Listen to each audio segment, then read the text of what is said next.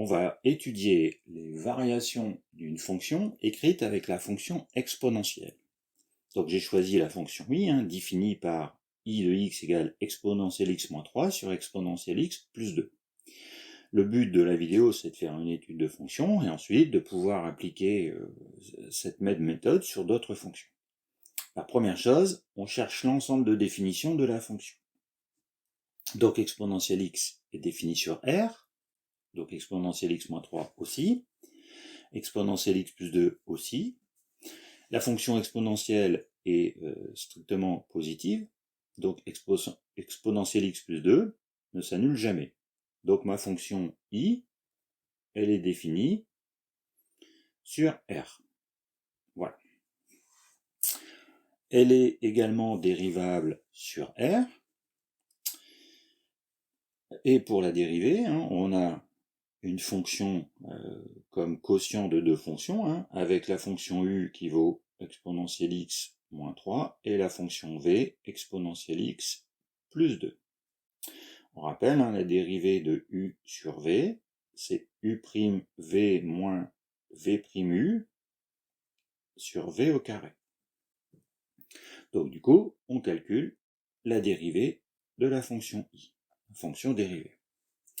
Donc la dérivée de u exponentielle x moins 3, c'est exponentielle x, puisque la dérivée d'exponentielle x, c'est exponentielle x. Donc exponentielle x, la dérivée de moins 3, c'est 0, multiplié par v, donc exponentielle x plus 2, moins dérivée de v, même chose que pour u, c'est exponentielle x, fois la fonction u, divisé par la fonction v au carré.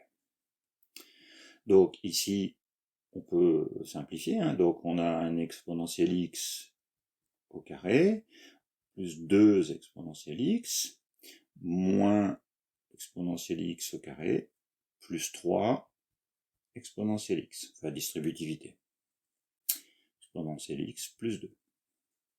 Donc on peut simplifier par exponentielle x au carré, et il nous reste donc pour la dérivée 5 exponentielle x sur, ici on oublie le carré, exponentielle x plus 2, le tout au carré. Maintenant, comme on veut les variations de la fonction i, on va étudier le signe de la dérivée. Donc, exponentielle x, toujours strictement positif. Le dénominateur, même chose, on a dit qu'il ne s'annulait pas, en plus on a un carré, donc strictement positif. Ce qui veut dire que pour tout x appartenant à l'ensemble de définition, la fonction dérivée est strictement positive. Donc ça veut dire que ma fonction i est croissante sur son ensemble de définition. Donc du coup, on a quelque chose comme ça, donc x, alors, on est défini sur R, donc entre moins l'infini et plus l'infini, et ma fonction est strictement croissante.